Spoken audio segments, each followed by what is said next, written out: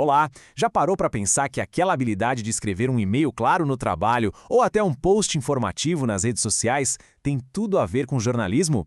Pois é, hoje a gente vai desvendar os segredos da escrita jornalística e descobrir como essa ferramenta, que parece ser só para profissionais, na verdade está muito presente no nosso dia a dia. Vamos aprender a estruturar uma informação do jeito certo, de forma clara e super eficaz.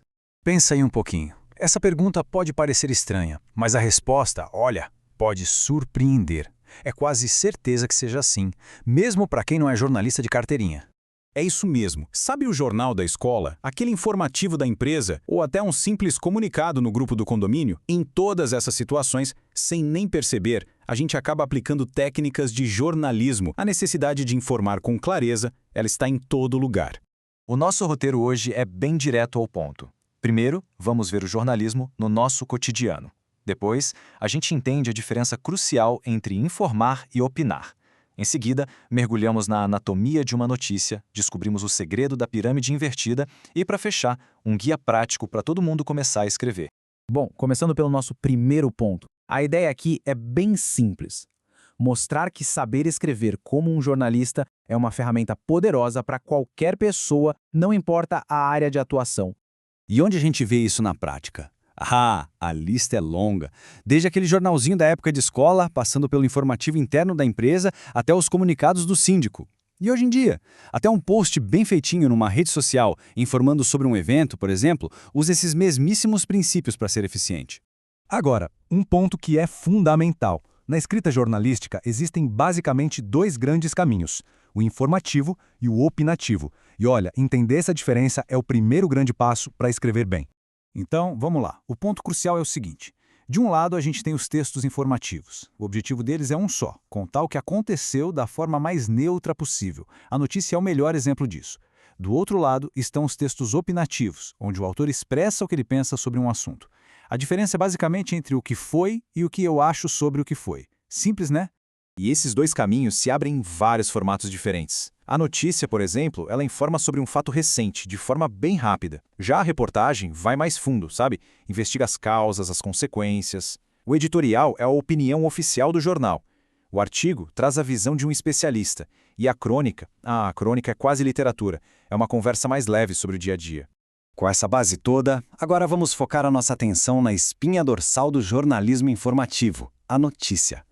Dominar a estrutura da notícia é a chave para comunicar qualquer fato de maneira realmente eficiente.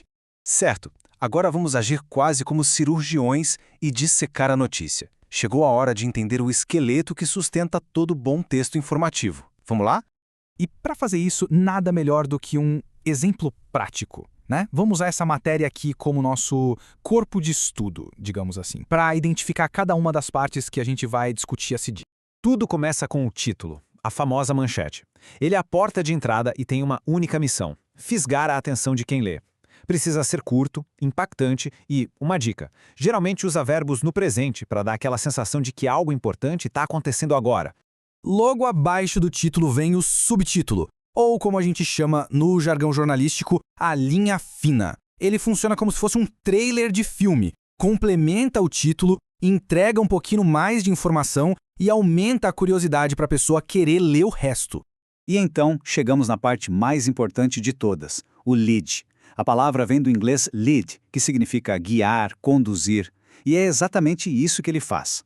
O primeiro parágrafo é um resumo tão completo, mas tão completo, que se alguém lesse só o lead, já saberia o essencial da notícia inteira. Voltando para o nosso exemplo, aqui a gente consegue ver isso na prática. Olha só, aqui está o título bem destacado, logo abaixo a linha fina, complementando a ideia, e todo esse primeiro parágrafo aqui é isso aí. Esse é o nosso lead, onde a história toda é resumida. Agora que a gente já conhece as peças, vamos entender a lógica por trás da montagem. Vamos falar da técnica mais fundamental e eficiente da redação jornalística, a famosa pirâmide invertida. Imagina só que é preciso contar algo muito importante para alguém que está com muita pressa. O que se faz? A gente conta ao final primeiro. A pirâmide invertida é exatamente isso. A informação mais importante vem no topo, no lead. Depois, no corpo do texto, vem os detalhes, o contexto. E lá para o final ficam as informações menos essenciais. E como a gente garante que o lead seja realmente completo? É simples. Ele precisa responder a 6 perguntinhas básicas. O que aconteceu? Com quem? Quando?